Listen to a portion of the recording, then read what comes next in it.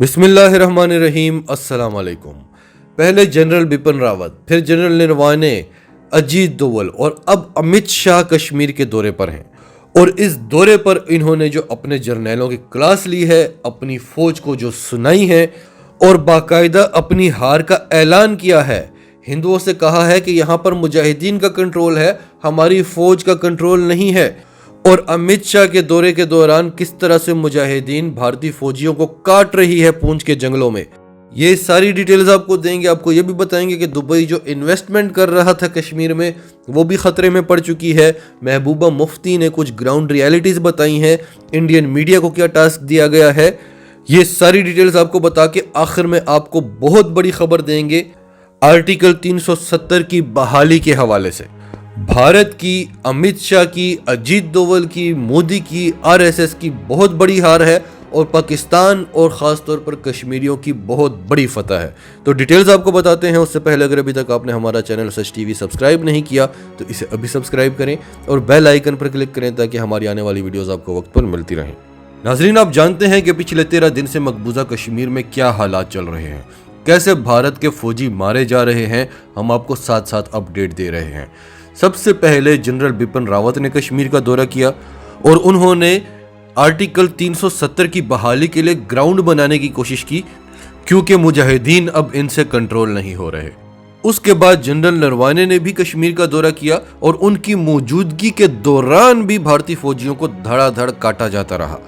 हालांकि वो अपने फौजियों की हौसला अफजाई के लिए LOC पर भी गए और फिर उस दिन इन्हें मुजाहिदीन से और ज्यादा मार पड़ी। उस सब के बाद अमित शाह ने कश्मीर का दौरा किया। अमित शाह और अजीत दोवल ये दो वो शख्सियात हैं जिनकी वजह से आज भारत का और मोदी का ये हाल है।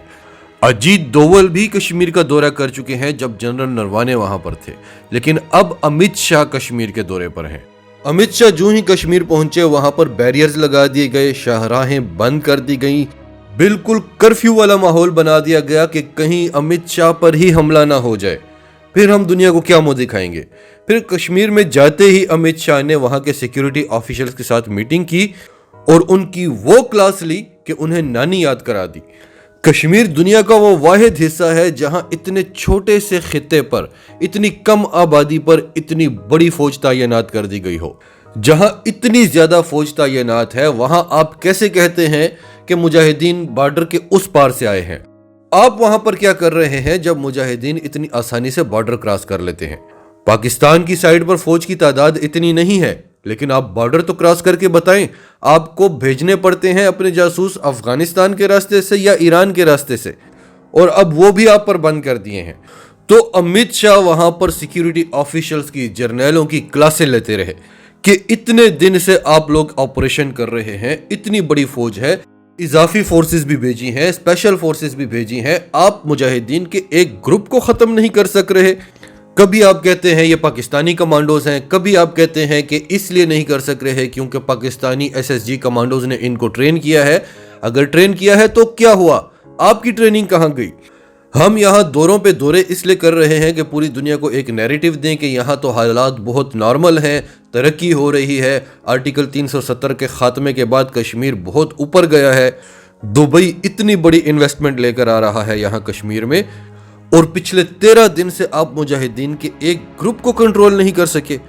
पूरी दुनिया में जो हम नैरेटिव बनाने की कोशिश कर रहे हैं उसको आप खराब कर रहे हैं। फिर जब से इन्होंने कर्फ्यू लगाया हुआ है, इनकी एक कोशिश थी कि मुसलमानों की नस्ल कशी करेंगे और हिंदुओं को यहाँ पर आबाद करेंगे, ताकि अगर कल को यूनाइटेड नेशंस प्लेबिसाइड करवाता है तो इनके हक में वोटिंग हो। उन हिंदुओं को भी मुजाहिदीन धड़ाधड़ मार रहे हैं और अमित शाह ने इस पर भी सिक्योरिटी ऑफिशियल्स को सुनाई कि आप अपने लोगों को नहीं बचा सक रहे मुजाहिदीन से, उनको कश्मीर छोड़कर भागना पड़ रहा है। हमने उन्हें क्या क्या ख्वाब दिखाकर यहाँ पर भेजा था और यहाँ हालात ऐसे हो गए हैं कि उन्हें वापस भागना पड़ रहा है। तो अभी तक तो ये कह रहे थे कि पंडित यहाँ से ना जाएं, आज अमित शाह ने खुद कह दिया कि पंडित यहाँ पर वापस ना आए, क्योंकि सिचुएशन फौज के हाथ में नहीं है, मुजाहिदीन का कंट्रोल है यहाँ पर। और जब तक हालात सही नहीं होते, कंट्रोल फौज के हाथ में नहीं आता, पंडित यहाँ पर वापस ना आए, नहीं तो उनको मार दिया जाएगा। पूंछ के जंगलों में भारतीय फौज को काटा जा रहा है। शुरू में 7 मरते थे ये 2 बताते थे, 9 मरते थे ये 2 बताते थे, अब ये बता नहीं रहे, लेकिन वहां से इतलात मिल रही हैं कि पूंछ के जंगलों में मुसलसल धमाके हो रहे हैं और भारतीय फौजी वहां से भाग रहे हैं और धड़ाधड़ फौजियों को काटा जा रहा है। और आज जब अमित शाह वहां पर मौजूद था तो मुजाहिदीन ने बड़ी कार्रवाई की। आज पूंछ के जंगलों से भारतीय फौजी बाकायदा भाग रहे थे अपनी जानें बचाकर। इस सब में भारतीय मीडिया को यह टास्क मिला है कि आपने ये बताना है कि दौरा बड़ा कामयाब रहा। और भारतीय मीडिया को तो आप जानते हैं, वो तो कुछ भी कह सकते हैं। तो भारतीय मीडिया अपना टास्क बड़ी खूबसूरती से पूरा कर रहा है। और अमित शाह ने आज एक और बात की कि ये जो इंटरनेट हमने बंद किया है, ये तो यहाँ की यूथ को बचाने के लिए, इनकी हिफाजत के लिए हमने बंद किया, वरना अभी तक हजारों लोग मर चुके होते। ना वहां पर इंटरनेट था, ना वहां पर कोई मवासलाती निज़ाम था। हमें क्या पता कि कितने लोग आपने मारे हैं और कितने लोग बचे हुए हैं। आज महबूबा मुफ्ती ने कहा कि भारतीय मीडिया सब कुछ झूठ बोल रहा है, यहाँ पर पूरा सर्कस चल रहा है। ग्राउंड रियलिटीज इतनी खतरनाक हैं कि आप तस्वर भी नहीं कर सकते। सब कुछ भारतीय सरकार के हाथों से निकल चुका है।